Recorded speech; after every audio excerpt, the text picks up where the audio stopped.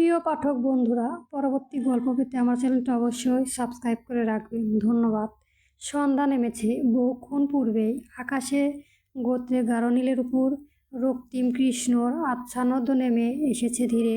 অথচ ট্রেন ছেড়ে দেওয়ার সেই মুহূর্তে সাজের বুকের ভেতরটা কেমন মর্মান্তিকভাবে ফাঁকা হয়ে যাচ্ছে। ধীরে ধীরে প্ল্যাটফর্মটা যতই পিছিয়ে যেতে থাকে, মুহূর্তেই সাজের বক্ষণ ভাঁজে হৃদয় যন্ত্রণাটা ব্যথিত পাখির ন্যায় কেমন যন্ত্রণা খামচে ধরে। অস্বস্তিটা বেড়ে যায় দ্বিগুণ। অক্ষে যুগল ভিজে উঠে নিমেষেই। কারণ ট্রেন যতই এগিয়ে চলেছে সামনে, সাজ ততই যেন হারিয়ে ফেলেছে নিজের একে একে চেনা পরিবার, চেনা মানুষগুলো, চেনা শহর, সব কিছুকেই মুহূর্তে ছেড়ে চলে যেতে হচ্ছে কোনো এক অজানা গন্তব্যে। সে চাইলে কি আর খুব সহজেই ফেরা হবে এই শহরে? নিজের অস্তিত্বের অংশবিশেষকে ছেড়ে থাকা আদৌ কি তা সম্ভব?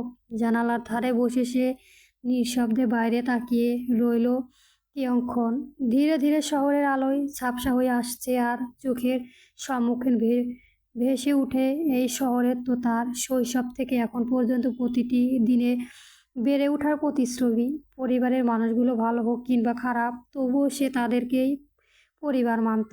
আর তার মায়ের ডাক প্রতিটি মুহূর্তে সেই মানুষগুলোকে আরেক আঁকড়ে ধরে বেঁচে থাকা সব কিছুই যেন হঠাৎ ওর কাছ থেকে ধীরে ধীরে অদৃশ্য হয়ে মিলিয়ে যাচ্ছে।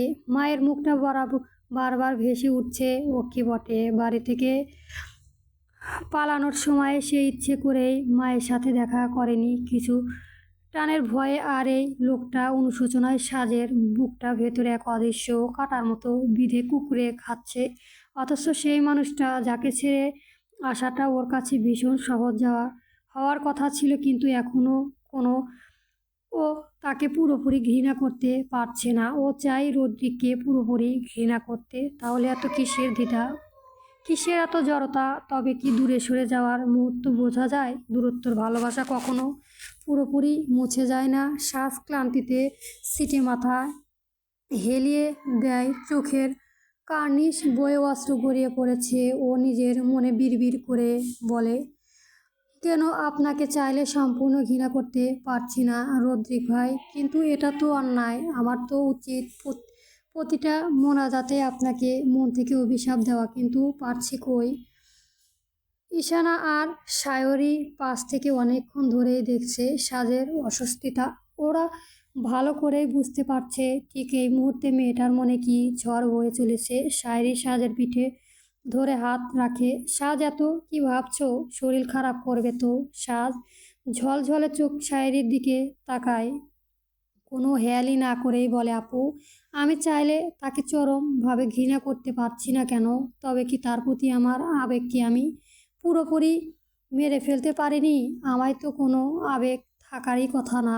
প্রচুর ঘৃণা করতে চায় তাকে। শায়রি ওর হাতটা নিজের হাতের মুঠোয় নিয়ে নেয়, ওকে বোঝানোর ভঙ্গিতে বলে, দেখো সাজ, আমি মানছি সে মারাত্মক ভুল করেছে, এটা সত্যি, কোনো ক্ষমা নেই। কিন্তু তুমি তো বলেছিলে সেই দিন সে নিজের মধ্যেই ছিল না।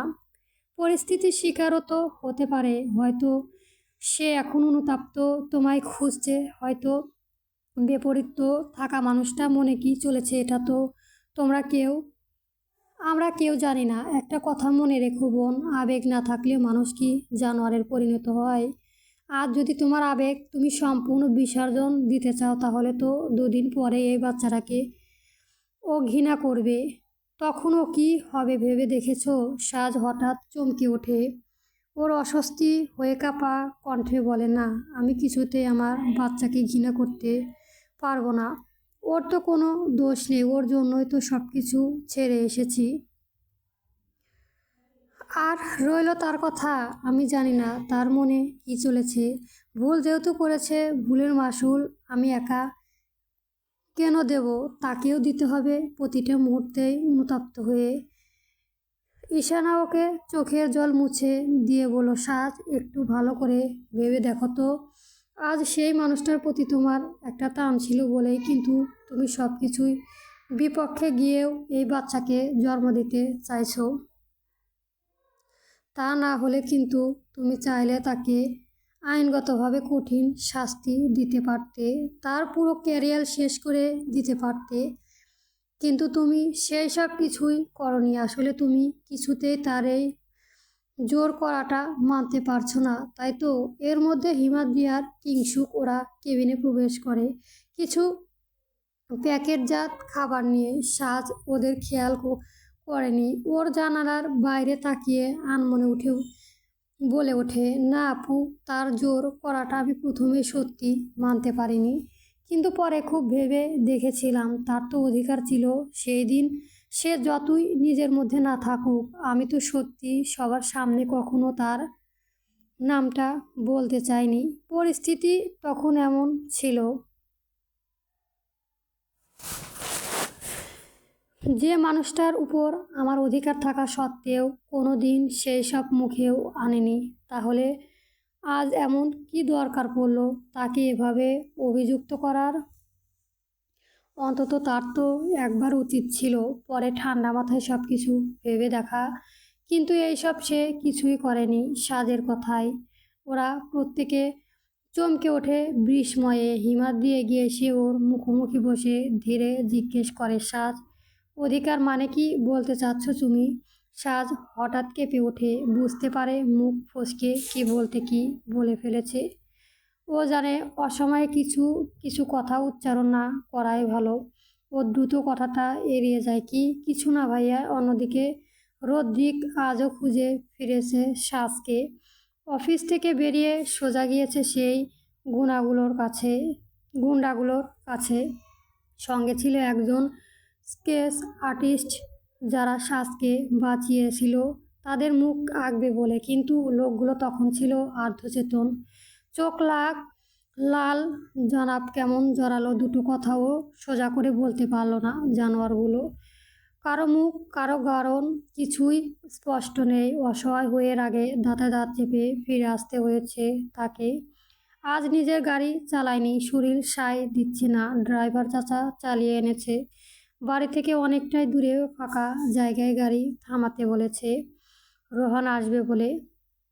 ওর অনেক বোঝাপড়া আছে রোহনের সাথে, কিন্তু সে অনেকক্ষণ হলো এখন পর্যন্ত আসেনি। কার কার থেকে নেমেছে ওর শার্টের অস্থিন কনু পর্যন্ত গুজিয়ে নেয়। ঘাড় আর হাতের শিরাগুলো টান টান হয়ে আছে। এই 2 দিনে মুখবাই নিজের প্রতি অবহেলায় ছোট ছোট ছোট দাড়ি গজিয়েছে, সাথে অক্ষিযুগল লালিমায় রঞ্জিত। রদ্রিক গাড়ির সাথে হেলাম দিয়ে প্যান্টের পকেট থেকে দ্রুত সিগারেট বের করে অধরে দিয়ে একটা ধরায়। এদিকে সেদিকে তাকিয়ে গম্ভীর টান নিয়ে জোরে একটা শ্বাস ফেলে। বুকটা কেমন অস্থিরভাবে পড়ছে। জানে এই পুরা এত সহজেই কমবে না। না শুধু সিগারেটে ওর কাজ হচ্ছে না, মানে হচ্ছে শ্বাস নিলে ভেতরটা জ্বলে উঠছে। সিগারেটের মাটিতে ফেলে পা দিয়ে চেপে নিভিয়ে দিল। গাড়ির ডোর খুলে একটা বিদেশি ফুংসির বোতল বের করে ফেরার পরেই কিনে নিয়েছিল, নইলে সব কিছু ভুলে 1 সেকেন্ডও থাকতে পারবে না। ও নিজের উপর তিরস্কার করে হাসে, কি অদ্ভুত, কই আগে তো এসবের অভ্যাস ছিল না।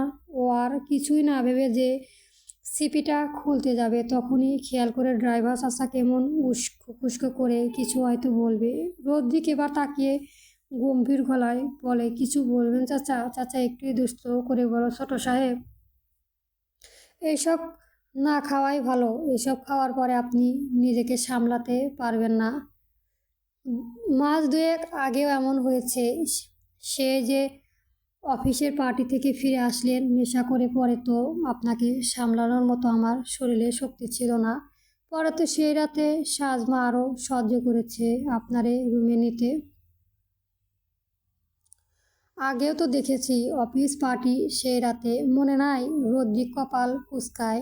এমন একটা কথা শুনে ও যেন পুরোই পাথর হয়ে যায়। কই, তার তো তেমন কিছুই মনে নেই। কিন্তু কেন? এই সামান্য ড্রিঙ্কে তো এমন হওয়ার কথা নয়। ওর অস্বস্তি হয়ে জিজ্ঞেস করে, চাচা সেই দিন অ্যাকচুয়ালি বাড়ি ফেরার পরে কি হয়েছিল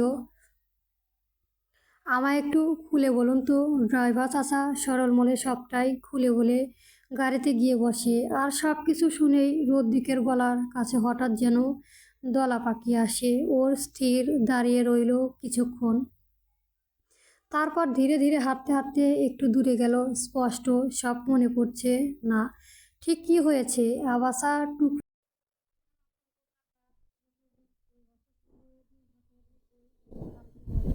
খোলা মাঠে হাঁটু গেঁজে বসে পরনে চেয়ে শুকনো মাটিতে হাত রেখে ভারী নিঃশ্বাস ফেললো। বিড়বিড় করে উন্মাদের মতো বলে, তার মানে ও অচেতনভাবে সেই দিন সাজকে আমি তাকে কিনে নিয়েছিলাম। শীত শীত ও গোয়ার ঠিক বললাম আমি।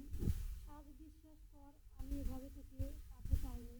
আমাদের সম্পর্কটা এভাবে শুরু হওয়ার কথা ছিল না। অজান্তে তোর কাছে বেশি হয়ে গেলাম জান। ফিরে আয় প্লিজ, আমার কাছে ফিরে আয়। আজ প্রথমবার বদলে বুঝতে পারে ছুঁয়ে দিলে যে ভালোবাসার মানুষটাকে কাছে পাওয়া যায় হয়ে যায় তা নয়। কখনো কখনো ভুল মুহূর্তের কাছে টেনে নেওয়াও অপরাধ হয়ে যায়। ওর মাথা নিচু করে বিধ্বস্ত অবস্থায় বসে রইল কিছুক্ষণ। নিজের কাছে আজ সেই নিজেই সবচেয়ে বড় আসামি। কিভাবে ফিরিয়ে আনবে তার সাজকে। একদিকে হিমাদ্রি বুঝতে পারছে সাজের মনে নিশ্চয় এখনো অনেক কথা জমে আছে, তবে সেগুলো যে কষ্ট কিছুই ওর মুখে দেখলেই সবটা বোঝা যাচ্ছে। হয়তো ও ইচ্ছাকৃতভাবে সেই সব বলতে চাইছে না, আর তাই ভীষণ স্নেহে ওর কাছ থেকে ধীরে ধীরে সবটা শুনতে চায়। তাই সে একটু ঝুঁকে খুব ধীরে বিনা দ্বিধায় সাজকে চোখে চোখে চোখ রেখে ধীরে বলে, সাজ, আমরা প্রত্যেকে তোমার শুভাকাঙ্ক্ষী। হতে পারে তোমার সাথে আমাদের পরিচয় মাত্র কয়েকদিনের, কিন্তু তুমি পুরোপুরি আমাদের উপরে ট্রাস্ট করতে পারো। মনের ভিতরে যা যা কথা জমানো আছে সবটাই আমাদের খুলে বলো, মন হালকা হবে। সাজ ভীষণ অনুশোচনা ভোগে। মানুষগুলো হয়তো ভেবেছে ও নিশ্চয় তাদের উপরে এখনো ভরসা করেনি। ও রুদ্ধ কণ্ঠে বলে, ভাইয়া বিশ্বাস করুন, আপনাদের সবাইকে এই একদিনে ভীষণ আপন করে নিয়েছি আমি। শুধুমাত্র পুরনো কিছুই মনে করতে চাচ্ছি না। পাশ থেকে কিংসুক জিজ্ঞেস করে, আচ্ছা সাজ, তোমার বাবা কিভাবে মারা গেলেন? মানে তোমায় দেখে তো মনে হয় না ওনার বয়সে খুব বেশি ছিল। বাড়িতে তোমার গুরুজন বলতে আর কেউ নেই? সাজ একটা দীর্ঘশ্বাস ফেলে বলে, ছিল তো একসময়, সবাই ছিল। আমার দাদা যান আর দাদি যান, ওনারাও বেঁচে ছিলেন। আমার আব্বু সহ ওনারাও 3 ভাই আর 2 বোন ছিল। বড় আব্বু আর আমার আব্বু মিলে দাদার ব্যবসা দেখাশোনা করতেন, কিন্তু ছোট চাচা ছিল ব্যতিক্রম। তিনি বরাবরই নিজের মন মার্জিত চলাফেরা করতেন। এমনকি পরিবারের আমতে সবার আগে উনি বিয়ে করে ফেলেছিলেন। তবুও দাদা যান পরিবারে ভেঙে যাওয়ার ভয়ে সব কিছু চুপচাপ মেনে নিয়েছিলেন। যদিও বিয়ের পরে ছোট চাচু আব্বুর আর বড় আব্বুর কথা মতো ওনাদের সাথে ব্যবসা যোগ দিয়েছিলেন। এরপরে বড় আব্বু আর ফুপিদেরও বিয়ে হয়ে গেল, আর আমাদের পরিবারও ধীরে ধীরে বড় হতে থাকে। কিন্তু শুনেছিলাম আমার আব্বু নিজের কাজে এতটাই ডুবেছিল যে দেরিতে বিয়ে করেছিলেন, তাও দাদার পছন্দেই। দাদি বরাবরই আম্মুকে ভীষণ ভালোবাসতেন, আর তাই আমার মায়ের প্রতিও তাদের অঢল স্নেহ ছিল। পরিবারের সবার ছোট আমি ছিলাম, তাই তো দাদা দাদি আমায় ভীষণ ভালোবাসতো। যতদিন তারা ছিলেন সব কিছুই বেশ ভালোই চলছিল। অবশ্য আমার 2 চাচিও আমার ভীষণ স্নেহ করতেন। কিন্তু বছর 6 আগে হঠাৎ একদিন আব্বু আর দাদা বাড়ি ফেরার পথে একটা রোড অ্যাক্সিডেন্টে অন দ্যাট স্প্যাম্প মারা যান। অ্যাক্সিডেন্টের কেউ তার পুলিশি ঝামেলা হয়নি। তারপর থেকে অবশ্য আমাদের পরিবারের সম্পর্কগুলো কেমন নড়বড়ে হয়ে ওঠে। তার ঠিক 1 বছরের মাথায় দাদি অসুস্থ অবস্থায় তাদের শোক সহ্য করতে না পেরে চলে যান। এরপরে আম্মু আর আমার লাইফ পুরোপুরি বদলে যায়। আব্বুর এত পরিশ্রমে নিজের হাতে গড়া ব্যবসা সম্পূর্ণ অধিকার আমার 2 চাচার হয়ে যায়। মিথ্যে বলবো না, বড় আব্বু কখনো আমাদের সাথে খারাপ ব্যবহার করেনি। জানেন, ভাবতে ভীষণ অবাক লাগে, যেই বড় আব্বু আমায় এত স্নেহ করতেন, সেই দিন আমার আব্বু চলে যাওয়ার সাথে সাথে উনি কেমন পাল্টে গেলেন। এমনকি ফুপিরাও কেমন যেন এড়িয়ে চলতেন। অথচ আমার আব্বু থাকাকালে এই ফুপিরার অন্য দুজন থেকেও ওনার কাছে বেশি আবদার করতেন, আর আব্বু সেই সময় খুশি মনে বোনদের সব আবদার পূর্ণ করতেন। কিন্তু এখন তারা আমাদের ছায়াও যেন সহ্য করতে পারে না। তবে একটা জিনিস খুব ভালো করে বুঝতে পেরেছি, পৃথিবীতে মাথার উপরে বাবার ছায়া যতদিন থাকবে ঠিক ততদিনই আত্মীয় স্বজন সব কিছুই উজাড় করে ভালোবাসবে। ও না, একটু ভুল বললাম, ভালোবাসার অভিনয় করে একটা মুখোশ পরে থাকে। কিন্তু যখন সেই ছায়া মাথার উপর থেকে সরে যায় ঠিক তখনই তার নিজেদের মুখোশ উন্মোচন করে। হিমাদ্রি, কিংসুক, শায়েরি আর ঈশানা প্রত্যেকে অবাক হয়ে তাকিয়ে থাকে সাজের দিকে, যে এত অল্প বয়সের মেয়েটা জীবনের সম্পর্কে একটা গভীর উপলব্ধি করতে পেরেছে। হিমাদ্রি খুব ভাবুক হয়ে জিজ্ঞেস করে, সাজ, ওই সময় তোমরা এতটা কষ্টে ছিলে অথচ সেই মানুষটা তোমাদের পাশে একবারও দাঁড়ায়নি কেন? সাজ স্বাভাবিকভাবে বলে, উনি তো তখন এখানেই ছিলেন না, পড়তে গিয়েছিলেন ইতালিতে। পরে শুনেছি আসতে চেয়েছিল, কিন্তু সম্ভবত কোনো একটা কারণে আসতে পারেননি। আমার ঠিক জানা নেই কারণটা কি। কিংসুককে ভীষণ খারাপ লাগছে। ওই মেয়েটার প্রতি ছোট বোনের মতোই টান শুরু হয়েছে। আগ্রহী হয়ে জিজ্ঞেস করে সাজ, লাইফ নিজের ভীষণ অভিযোগ আছে তোমার, তাই না? সাজ হঠাৎ কঠোর কণ্ঠে বলে, বিগত 6 বছরে আমি আমার বয়সের তুলনায় জীবন থেকে অনেক বেশি কিছু শিখিয়েছি ভাইজান। আমার ভেতরে প্রতিটা মুহূর্তেই ঠিক কী চলেছে আপনাদের বোঝাতে পারবো না। আপনাদের কি মনে হয় এত সহজে আমি ওদের সবাইকে এমনি এমনি ছেড়ে দেব? আমার দু চাচি এতটা ঘৃণা একটা পরিকল্পনার শাস্তি আমি তাদের দেব না। এর আগেও তারা যা যা করেছে সব কিছুরই যোগ্য উত্তর আমি ঠিকই দেব। অপেক্ষা শুধু সময়ের। আমরা দুজনেই তো ঠিকই ফিরব। আমার আব্বুর ভাগের কষ্টের অর্জিত যা যা আছে সেটাই আমার প্রাপ্য, সেই সব কিছুই আমি ফেরত চাই, মানে চাই। বিন্দুমাত্র ছাড় কাউকে দেব না। হিমাদ্রি ঠোঁটের কোণে স্থির হাসি ফিরে ফুটে ওঠে, কারণ ওর মন বলছে সাজ কিছু একটা ইচ্ছাকৃত গোপন করেছে। এদিকে সাজের আর কিছুই বলতে ইচ্ছে করছে না, বড্ড ক্লান্ত লাগছে। ট্রেনের শব্দ একঘেয়ে ছন্দ তুলছে, কিন্তু ওর মনে হচ্ছে কেউ যেন বুকের ভেতর থেকে শিকড় ছিঁড়ে তুলছে। তবুও সাজ কাঁদছে না, ও শুধু চুপ করে আছে। চোখের কোণে জল জমলেও সে হাতে পিঠ দিয়ে মুছে ফেলল। মনের ভেতর খুব আস্তে খুব নীরবে সে নিজেকেই বলল, সরি ভাইয়া, কিছু কথা গোপনেই সুন্দর। তাছাড়াও যেই সম্পর্কটা আমার আম্মু ব্যতীত পরিবারের আর কারো কাছে কোনো মান্যতা নেই, সে সত্যিটা আমি একা স্বীকার করে নিজেকে ছোট নাই বা করলাম। ঢাকা নবানী পুরনো রাজপথ পেরিয়ে রাজকীয় পুরনো দোতলায় প্রাসাদিষ্ট চৌধুরী ভিলা যে দাঁড়িয়ে আছে সময়ের নিঃশব্দ সীমানায়। চাঁদের আলোয় ভেসে পড়েছে দোতলার বারান্দায়।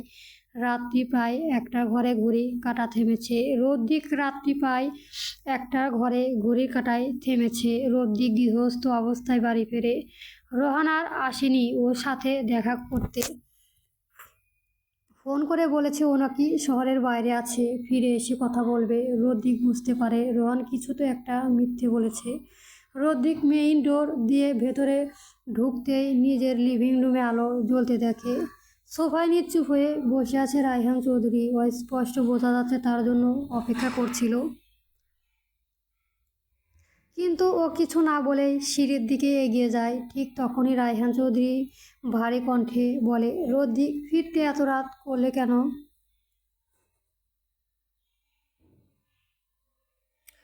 কথা বলনি কেন?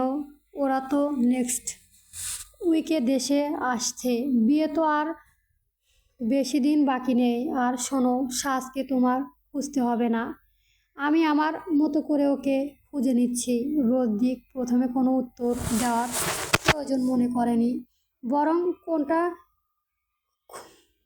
কোটটা খুলে হাতে নেয়। আবার উঠে গেলেই থেমে যায় সাজের কথা বলায়। ওর চোয়াল শক্ত হয়ে আসে, পিছনে বাবার দিকে ঘাড় ফিরিয়ে নির্লিপ্ত কণ্ঠে কঠোর কণ্ঠে বলে, পাপ তুমি মামাকে নিষেধ করো আমার যেন এতবারে ফোন করে ডিস্টার্ব না করে। অলরেডি ফোনে জানিয়ে দিয়েছি এই বিয়ে আমি করছি না। আর রইল সাজের কথা, ওকে নিয়ে তোমাদের কাউকে বেশি ভাবতে হবে না, আমার সাজকে আমি ঠিক খুঁজে নেব। রায়হান চৌধুরী কিছুটা বিস্ময়ক ধীরে উঠে দাঁড়ালেন।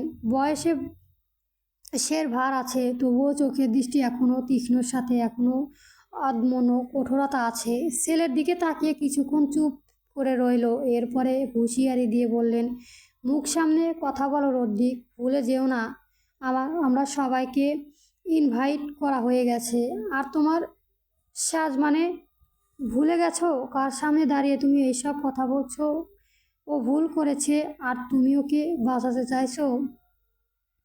রদ্রিক এবার তীর্যকূপূর্ণ দৃষ্টিতে বাবার দিকে তাকিয়ে তাচ্ছিল্য হেসে বলে, পাপ, আমার মনে হয় বয়সের সাথে সাথে তোমার প্রতিটি মেমোরি লস হচ্ছে। সাজের সাথে আমার সম্পর্কটা ঠিক কি একটা উত্তরটা তো সবার থেকেও তোমার সব থেকে ভালো জানার কথা। কিছু মনে পড়ছে কি বাবা? পাপ, নাকি গ্র্যান্ড গ্র্যান্ডপা আর চাচ্চু চলে যাওয়ার সাথে সাথেই সব কিছুই ভুলে গেছো? প্রশ্নটা খুব সাধারণ ছিল, অথচ যে ছুরির মতো বিঁধল ঠিক। রায়হান চৌধুরীর বক্ষ দেশে নিঃশব্দে কয়েক সেকেন্ড কেটে গেল, কিন্তু রায়হান চৌধুরীর চোখের কোণে অদ্ভুত এক কঠোরতা ফুটে ওঠে। তিনি স্পষ্ট কণ্ঠে বলে, ওই সব সম্পর্কে আমাদের কারোই কাছেই কোনো দাম নেই রদ্রিক। সবাই ভুলে গেছো, তুমিও ভুলে যাও, এতে আমাদের মঙ্গল। তোমার মামাও কখনো আপত্তি ছিল, আর এখানে সে এইসব মানবে না, তাই তার কথা শুনতে আমি বরাবরই বাধ্য। রদ্রিক রাগে হিতাহিত জ্ঞান ভুলে যায়। এতক্ষণ ধরে নিজেকে সামলে রাখলেও আর সহ্য করতে না পেরে এবার চিৎকার করে ওঠে, এটা আমাদের ফ্যামিলি ম্যাটার। তোমার শালা সাহেব যেন এই বিষয়ে নাক না গলায়। পাপা বলে দিলাম, নাকি তোমার বিজনেসের প্রফিটের জন্য আমায় বিক্রি করে দিয়েছো তুমি?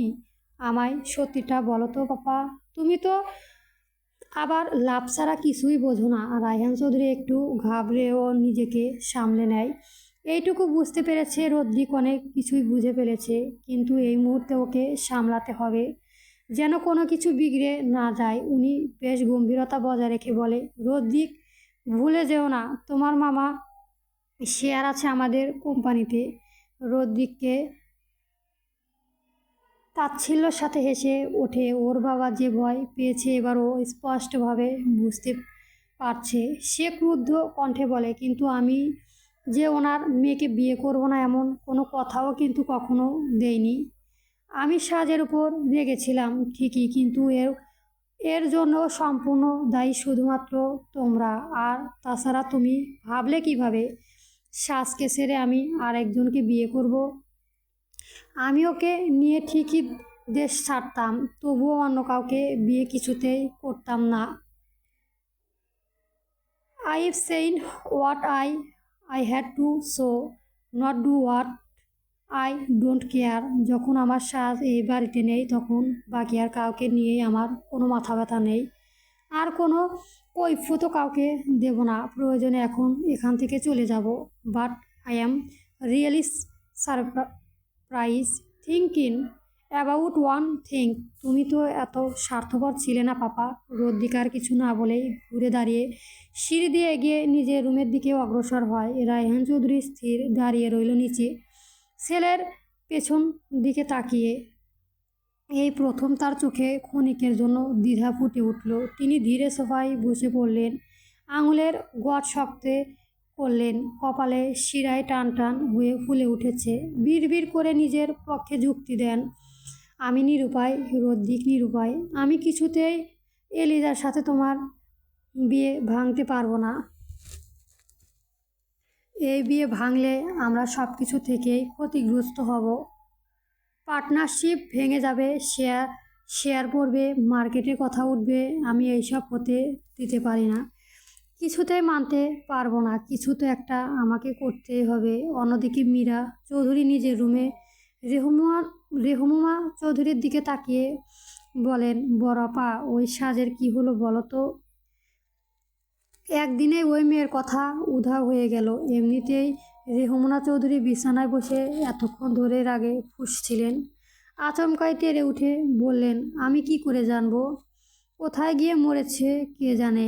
ওই ওই হিরণের তো শুধু বড় বড় কথা, অথচ ওই হারামজাদিকে এখন পর্যন্ত খুঁজে পেল না। আর এদিকে এলিজা ফোন করেছে, ওরা আগামী সপ্তাহে আসছে।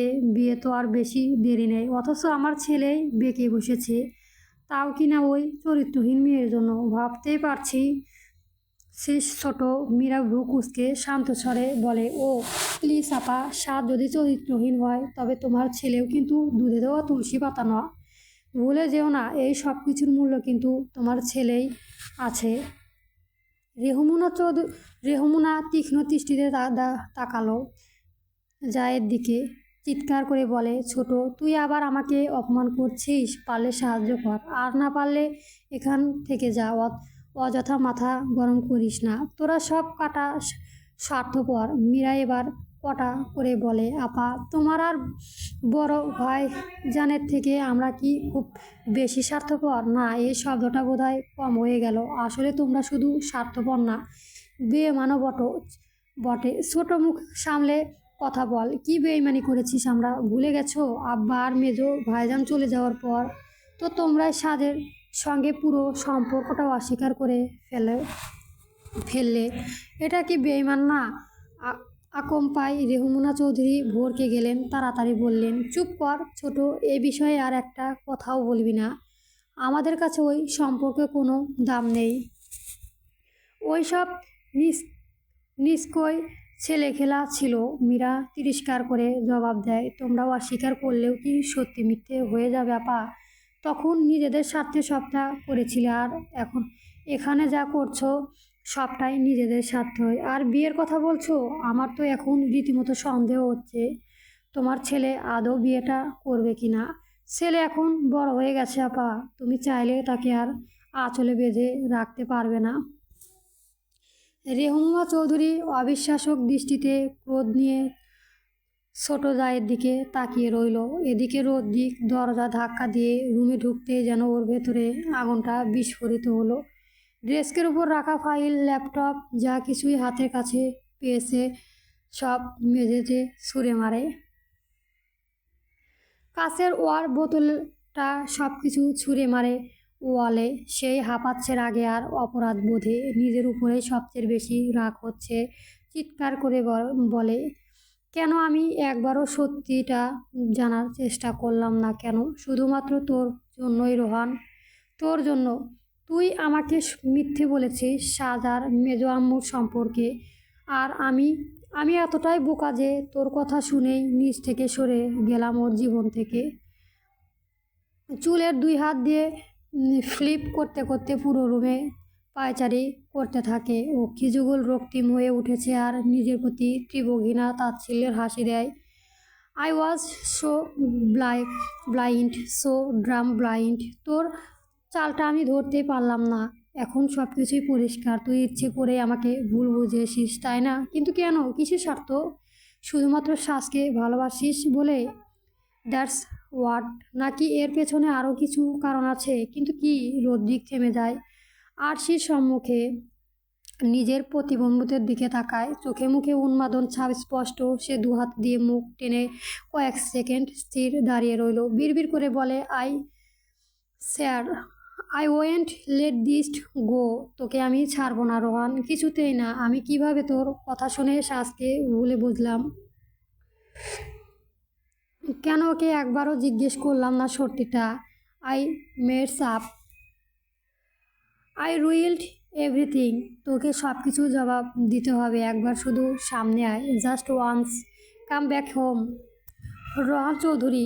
ভোরের আলো কখনো পুরোপুরি ফোটেনি। দীর্ঘ কয়েক ঘন্টা যাত্রা শেষ, ক্লান্ত দেহের ওরা সবাই চট্টগ্রামে ভাড়া করা ফ্ল্যাটে ফিরে এলো। সাজ নিঃশব্দে চাপা চারপাশ দেখছিল। নতুন শহর, নতুন ঠিকানা, নতুন শুরু, অনিশ্চয়তা দরজা আদৌ গন্তব্য কোথায় জানা নেই। ভিতরে ঢুকতেই সায়রি ব্যাগ নামিয়ে রেখে বলল, তোমরা বসো, আমি কিচেনে যাচ্ছি।